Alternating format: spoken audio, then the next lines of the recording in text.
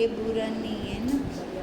मर्यादा के अनुसार करना चाहिए, है ना। वैराग्य का भी बता रहे थे, वो भी मर्यादा के अनुसार हो।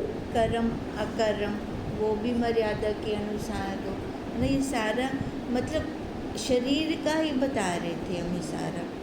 शरीर ये बुरा नहीं है, अगर ये साधन ना हो तो हमारा काम भी ना बने, है ना। आप जो ईश्वर प्राप्ति के लिए कर रही हैं तो हमारा काम कैसे बनेगा वो। अब ये साधन है तभी तो हमारा काम बनेगा। अब ऐसे ही अब हमारा आगे चल रहा है कि तुम लोग प्रत्यक्ष देखो, झूठा लुच्चा पुरुष बड़ा कुलवान तथा धनवान भी है तो भी सर्व जगह में तिरस्कार ही पाता है। चाहे जितना मर्जी धनी हो, अगर वो काम गलत कर रहा है ना, तो उसके लिए कोई बड़ाई नहीं करेगा। और जो सच्चा ईमानदार गरीब किसी जाति का भी क्यों ना हो, परंतु वह पुरुष सर्व स्थान में सत्कार ही पाता है, अन्य नहीं। चोरी किसी जाति पंथ का करेगा तो पकड़ा जाएगा। अब ये नहीं है कि पैसे देके छूट जाएगा, है ना। चाहे वो छूट भी जाता है तो उसकी जेल से कौन छूटेगा।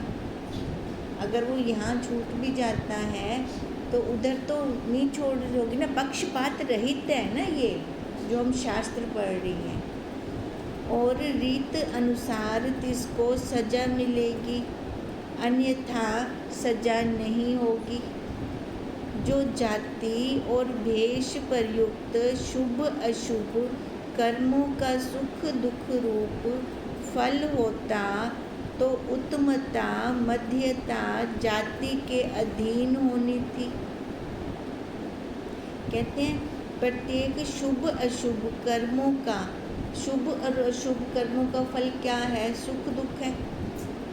अगर ये सुख दुख होता तो जो जाति और भेष प्रयुक्त जो कर्मों का फल है, जो सुख दुख होता, तो उसमें उत्तम पुरुष को कम होता, है ना, क्योंकि उसकी जाति बड़ी है। और जो मध्यम है उसको थोड़ा और उससे, और जो नीच है वो और भी नीच में चला जाता, है ना। जो उत्तम है सुख मतलब दुखों से उसकी कम कम लेश में होती, क्योंकि उत्तम है पुरुष, उत्तम जाति में पैदा हुआ है। और मध्यम में उसका थोड़ा उत्तम से ज़्यादा होता, और जो नीच है उसका और ज़्यादा होता। पर ऐसा तो नहीं है, क्योंकि वो पक्षपात रहित है। वो सबके साथ एक जैसा व्यवहार करता है, चाहे कोई धनी है चाहे कोई गरीब है। इससे उत्तमता मध्यमता कर्म के अधीन है, जाति के अधीन नहीं है। तभी हम कहते हैं ना, कर्मों की गति गूढ़ है।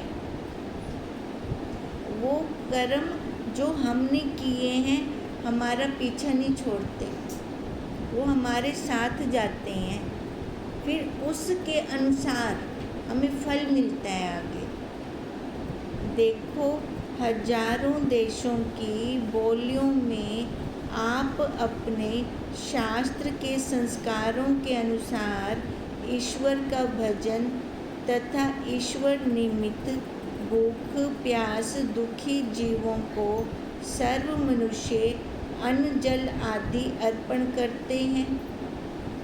अब जिसकी जो बोली है अपनी भाषा में वो ईश्वर का भजन कर रहे हैं। अब भगवान क्या देखते हैं, भाव। अब कितनी भाषाएं भगवान जी जानते हैं, हर कोई अपनी अपनी भाषा में पुकार रहा है ना। अब भगवान क्या देख रहे हैं, खाली भाव देख रहे हैं। ईश्वर निमित्त हम भूखे प्यासे दुखी जीवों की, है ना, मनुष्य सहायता करता है। जिसको प्यास है जल देता है, भूख वाले को खाना देता है। सो सर्व का भजन तथा दान ईश्वर अंगीकार करता है। जो जैसे जिस भाव से दे, भगवान ने वो अंगीकार कर लेना। भाव देखेगा, इसका भाव कौन सा। आज सुबह वो दीदी वहाँ बता रहे थे, कहते एक साधिका बहन रोज़ याद करती थी बापूजी को, मैं बापूजी को क्या दूँ, मेरे पास कुछ है नहीं देने के लिए, मैं क्या दूँ उनको। तो एक वो दिन सूरत के आश्रम में वो खड़ी थी लाइन के अंदर, और उसके पास वो जो गजरा होता है ना फूलों का, 3 दिन का बासी था, और वो प्रार्थना कहाँ करती थी, अपने घर में मन ही मन बापूजी के सामने बैठकर ये प्रार्थना करती थी। अब बापू ने उसको लाइन में खड़ी है हजारों, उसको तो भाव ही नहीं होगा कि बापू मेरे को बुलाएंगे। बापू ने उसको इशारे से बुलाया। अब वो गई वहाँ पे बापू के पास व्यासपीठ पे, बापू ने अपना शीशा खोला और बापू ने क्या कहा, ये गजरा यहाँ रख दे।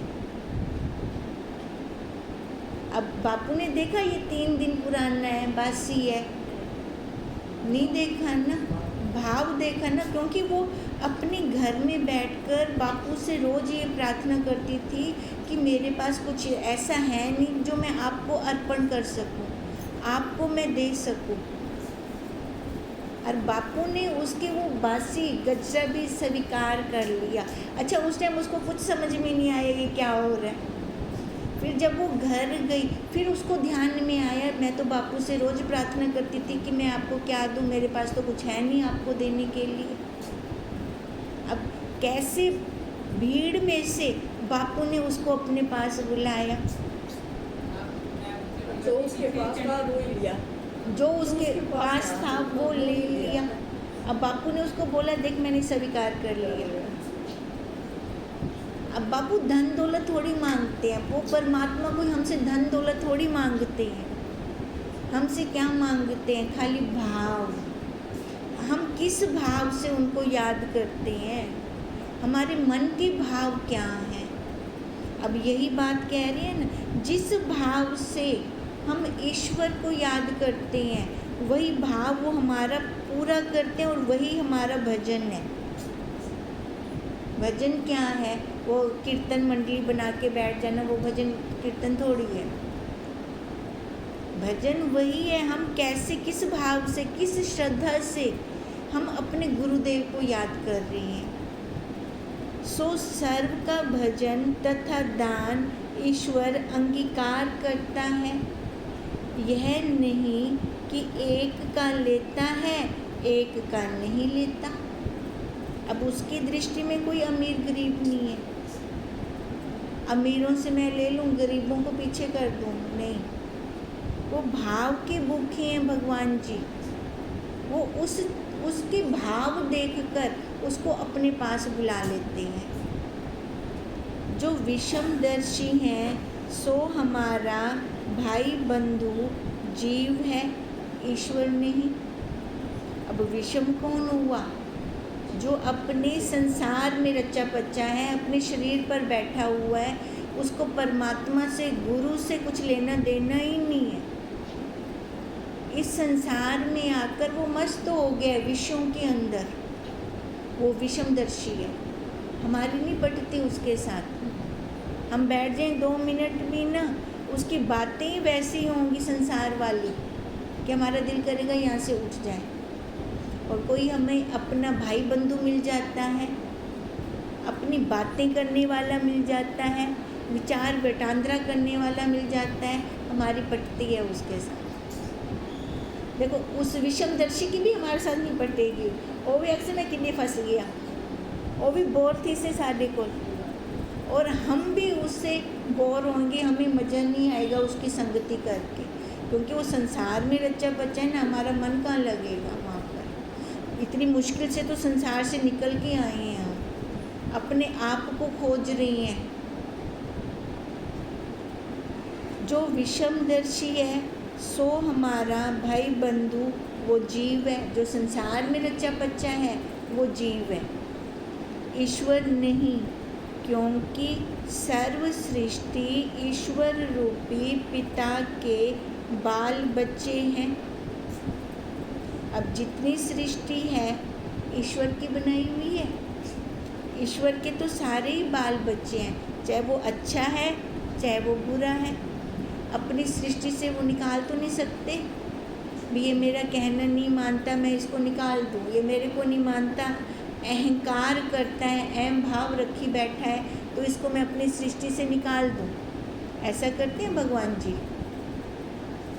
तथा ईश्वर सर्वज्ञ है, इससे जिस जिस समाज और जाति के पुरुषों का भजन दान आदि किया हुआ ईश्वर अंगीकार नहीं करे, तिसको नीच जानना। अब हर जाति का भाव अलग है ना, परमात्मा को बुलाने का ढंग अलग। अब कहते हैं परमात्मा अगर जाति भेद में आ जाए तो वो परमात्मा नहीं है, क्योंकि परमात्मा ने तो जाति बनाई ही नहीं। ये जाति, ये वर्ण आश्रम किसने बनाए? हमने बनाए हैं। तो परमात्मा के लिए है, परमात्मा की तो ये सारी सृष्टि एक जैसी है, ये हमने टोटे टोटे हमने किए हैं। ये राजपुर है, ये पटियाला है, ये चंडीगढ़ है, ये टोटे हमने किए, परमात्मा ने नहीं किए। परमात्मा के लिए तो सर्व एक है, सर्वज्ञ है परमात्मा। जैसा यहाँ है वैसा अमेरिका में भी है। हर किसी के भाव को परमात्मा अंगीकार करते हैं। इससे जिस जिस समाज और जाति के पुरुषों का भजन दान आदि किया हुआ ईश्वर अंगीकार नहीं करे तो उसको ईश्वर नहीं जानना। तथा राजा अपराध बिना जिसको दंड देवे, अर्थात उत्तम जाति संज्ञक जुल्मी को त्याग के तिसके बदले अन्य को दंड दे तो उसको नीच जानना। अब क्या कह रही हैं भी, राजा है, राजा के लिए प्रजा सर्वज्ञ, एक समता वाली होती है ना, चाहे वो अमीर है चाहे वो गरीब है। अब अमीर कुछ गलत काम कर रहा है, राजा उसकी अमीरी को देखकर उसको छोड़ दे, और गरीब अपने सही चल रहा है उसको दंड दे, तो वो राजा उत्तम नहीं है। उस राजा को राजा कभी मत मानना, उसका तिरस्कार करना।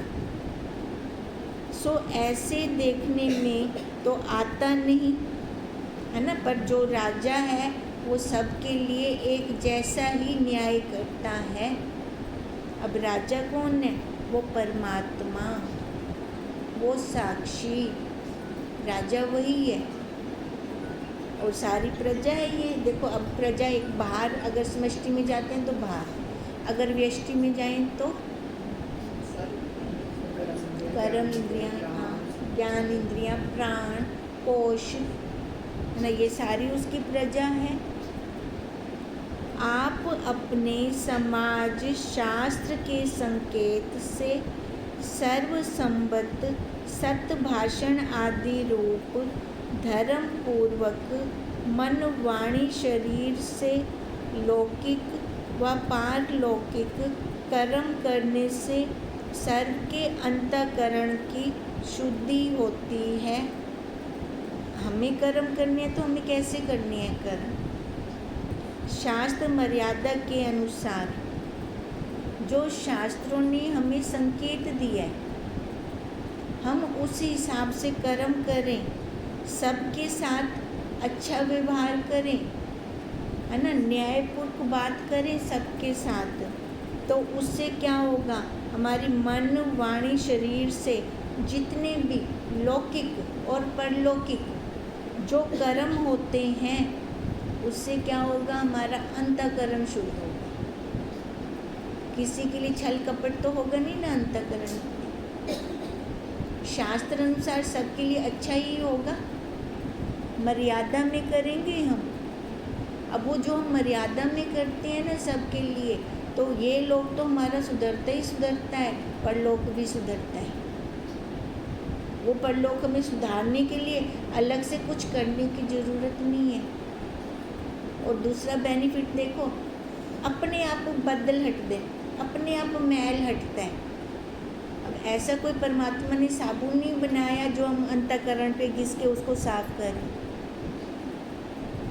साबुन यही है कि हम अपने कर्मों का ध्यान रखें, हम अपने कर्मों को देखें, कोई गलत तो नहीं हो रहा, हमारे कर्म से किसी का दिल तो नहीं दुख रहा। अगर हम ऐसे देखते हैं ना तो देखो उससे क्या होगा, अच्छा होगा, सबके लिए हितकारी होगा। इससे मन शुद्धि पूर्वक ही सगुण व निर्गुण ईश्वर की उपासना होती है। अब जैसे अंतःकरण की स्टेज होगी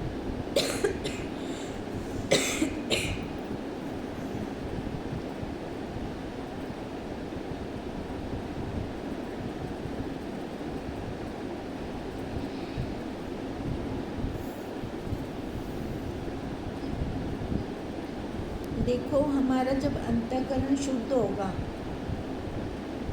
अब शुद्ध अंतःकरण की जो स्थिति होगी उस स्थिति के अनुसार उससे सगुण या निर्गुण आगे कर्म होंगे। सगुण कर्म कैसे होंगे? अंतःकरण तो शुद्ध हो गया पर उनको अभी कोई तत्वज्ञ गुरुदेव नहीं मिले ज्ञान देने के लिए। अब शुद्ध अंतःकरण वाला भक्ति मार्ग में लग जाएगा ना, क्योंकि ज्ञान का कोई आगे साधन नहीं आया। ज्ञान के लिए अभी उसका मार्ग नहीं खुला है, ऐसे समझे हो। मार्ग भी तो पुण्यों के प्रताप से खुलता है। अंतःकरण तो शुद्ध हो गया, अब अंतःकरण शुद्ध हो गया है ना, पर ज्ञान का भी कुछ आगे आया नहीं उसके पास, तो वो भक्ति मार्ग में चला जाएगा, सगुण उपासक बन जाएगा फिर। और जिसका ये सगुण उपासना पूरी हो चुकी है जिसकी, वो कहाँ आएगा? निर्गुण में आ जाएगा। जो हम करते हैं हम निर्गुण की करते हैं, ज्ञान से करते हैं, विचार से करते हैं, विवेक से करते हैं। अब निर्गुण में क्या है? परमात्मा में गुरुदेव बाहर नहीं दिखाते। वो ए फॉर एप्पल वाली सीढ़ी क्लियर थी है ना, बाहर हमने देखा मूर्ति के रूप में। अब निर्गुण में परमात्मा कहते हैं वो तू है, वो परमात्मा बाहर नहीं है। बाहर मिलेगा हमें, बाहर ढूंढने जाए? मंदिर में भी आंख बंद कर दो ना, अख खोल दे तक है नहीं, बंद कर दो ता वो शांति आती है ना। मंदिर दे अंदर भी बनते ता वो परमात्मा आखता है मंदिर तो अपने मन दे अंदर वन। पहले जो हमने एक जगह बना रखी थी मंदिर की, वहाँ मत जा, ऊंचा उठा बहुत, और ऊंचा जाएगा तभी तेरे को वो परमात्मा की अनुभूतियाँ होंगी। अनुभूति कहाँ होती है? अंदर होती है, बाहर तो नहीं होती ना। कहीं का क्या मतलब है? वो परमात्मा अंदर है और परमात्मा बाहर कहनी। पहले हम बाहर ही ढूंढ रहे थे, वो मई की सुई अंदर गिरी, लब्धि बाहर बैठी है। फिर किसी ने पूछा सुई तो तेरी अंदर गिरी है, तो बाहर क्यों ढूंढ रही है? प्रकाश बाहर है, अंदर नहीं है। भी जब सही जगह पे तो ढूंढेगी तो वहाँ से मिलेगी ना। अब ये बाहर विषयों का प्रकाश है जो हमें चकाचौंध हमें अच्छी लगती है, पर ये अच्छी भी कब तक लगती है? एक टाइम के बाद वहाँ से भी गिलानी आनी शुरू हो जाती है, वहाँ से भी मन ऊब जाता है।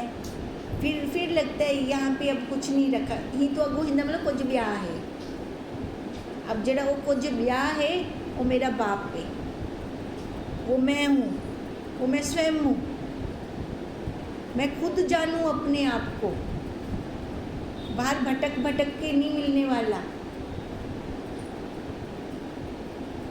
सारे लोग भटकते मरते था पेन जिंदा क्या पे। जब मैं खुद अंदर आऊँगी ना, फिर मैं वो शांति, वो तृप्ति, वो संतोष की अनुभूति होगी मेरे को।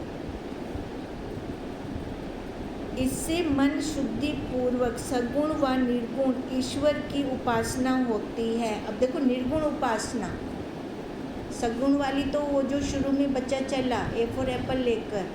अब निर्गुण उपासना क्या है? वो परमात्मा मैं हूँ, वो स्वीकृति दें हम अपने आप को, उसकी अनुभूति अंदर करें हम। निश्चल मन में ही ज्ञान होता है, वहाँ रुकेगा ज्ञान, जिसका अंतःकरण शुद्ध होगा, साफ होगा, जिज्ञासा होगी जिसको। प्लेन लोटा जल्दी साफ थी वेंदा है, और जिंदे उत्ते मीनाकारी थी पई होंदी है, उनके गंद किते ना किते फस वेंदा है। वहाँ में ज़्यादा पुरुषार्थ करना पड़ता है फिर साफ करने के लिए। सरल बने, सरल बने। जितना हम सरल बनेंगे उतना हमारा काम आसान होगा, गुरुदेव को कम मेहनत करनी पड़ेगी। ये अंतःकरण रूपी बर्तन साफ तो हमारे गुरुदेव कर रही हैं। अगर वो मीनाकारी वाला बर्तन लेके घूमते रहेंगे, हम चालबाजियाँ करते रहेंगे, हमारा काम नहीं बनेगा। गुरुदेव भी थक जाएंगे बर्तन साफ करते करते हमारा।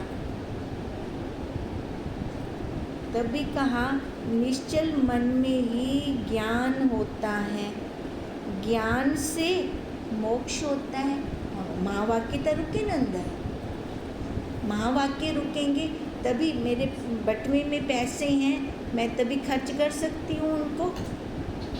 मेरा बटुआ ही खाली होवे ता कि मैं खर्च कर सा। अब ये महावाक्य अंदर होंगे, मेरे अंतःकरण रूपी पर्स में महावाक्य होंगे, तो जब कोई परिस्थिति आएगी मैं निकाल कर खर्च कर सकती हूँ। याद भी तो होवे ना ला भी हाँ मेरे को महावाक्य है पे, याद भी तो होवे ना मेरे को हो। इससे सर्व जीव सम ही है। परमात्मा के लिए हम कैसे हैं? समता है, समता। परमात्मा ने कभी भेदभाव किया? सम में हम सारे सम में। जैसे बच्चे माँ बाप के लिए है ना, माँ बाप एक ही दृष्टि से अपने बच्चों को देखते हैं। अब ऐसे हम अपने गुरुदेव के बच्चे हैं, वो हमारे साथ पक्षपात नहीं करते। इससे सर्व जीव समनी है, व्यवहार भिन्न भिन्न है। ज्ञान के अंदर समता है, आकार के अंदर समता नहीं है। अब जैसे सोना, अंगूठी भी सोने की, चूड़ी भी सोने की, माला भी सोने की। ज्ञान में देखें तो क्या है, इनका आधार क्या है? सोना। पर अब जो आकार है उसका व्यवहार अलग अलग होगा। चूड़ी को हम गले में नहीं डाल सकते, अंगूठी को कान में नहीं डाल सकते। ऐसे ही परमात्मा ने बोले हमें समता रख, ज्ञान में समता रख। व्यवहार आकार को देखकर व्यवहार कर। कुत्ते के साथ इकट्ठे बैठ के तो नहीं खा सकते। ज्ञान से देखेंगे, हाँ उसमें भी परमात्मा है, इधर भी परमात्मा है। अगर यही दृष्टि बनाकर चले तो वो हमसे दूर थोड़ी है। अगर नज़र नहीं आता तो नज़र का कसूर है ना, वो तो अति से अति निकट है हमारे। ये कपड़ा भी दूर है, ये तन भी दूर है, वो तो मैं स्वयं हूँ, मेरा आपा है। अब मैं अपने आपे को अपने से जुदा कैसे करूं? हम कर सकते हैं अपने आपे को अपने से जुदा, फिर भी हमें दिखता नहीं, अनुभूति नहीं होती। लानत है लापने ते मैं आप स्वयं वहाँ ते बाहर लब्धी बदी हाँ।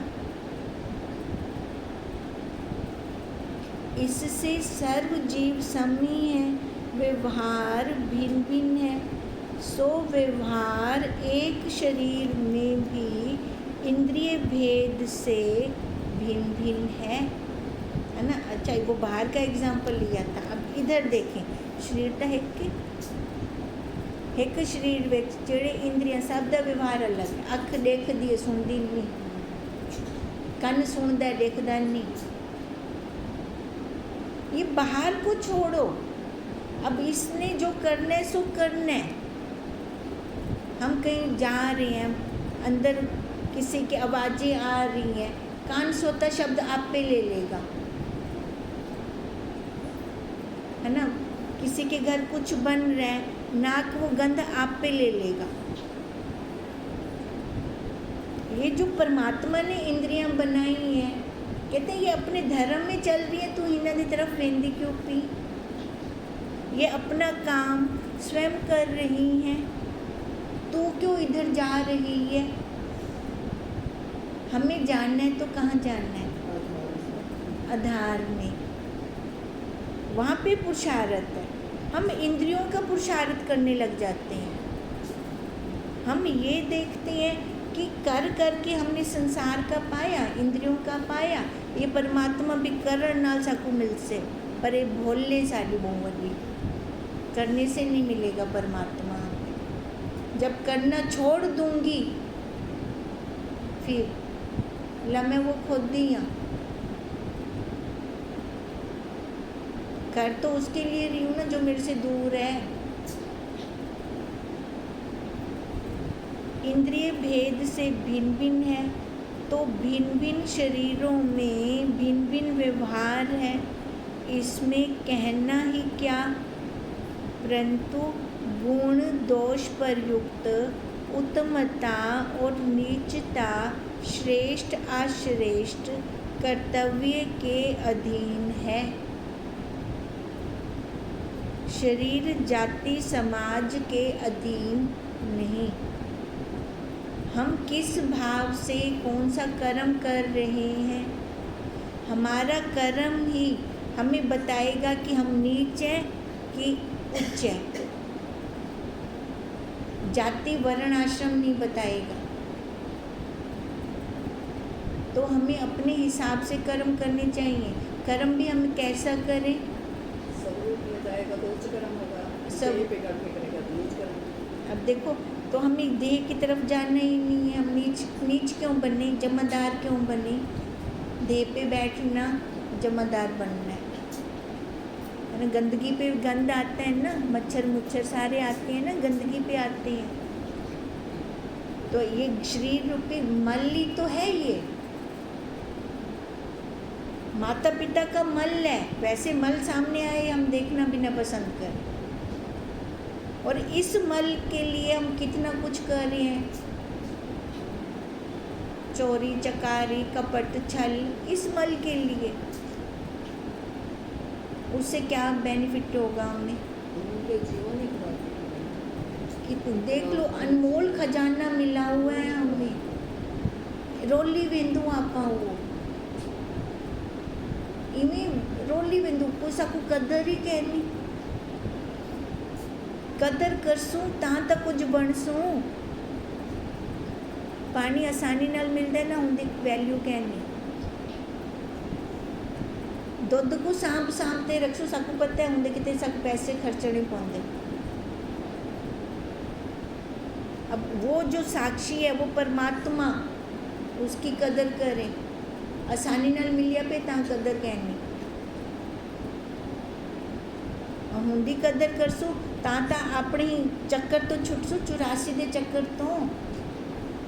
तभी तो ये हमारा लास्ट जन्म होगा। कैसे उठेंगे हम ये चक्रों से बाहर, कैसे आएंगे, आकारों से बाहर कैसे आएंगे। अब हम थके हैं कि नहीं थके?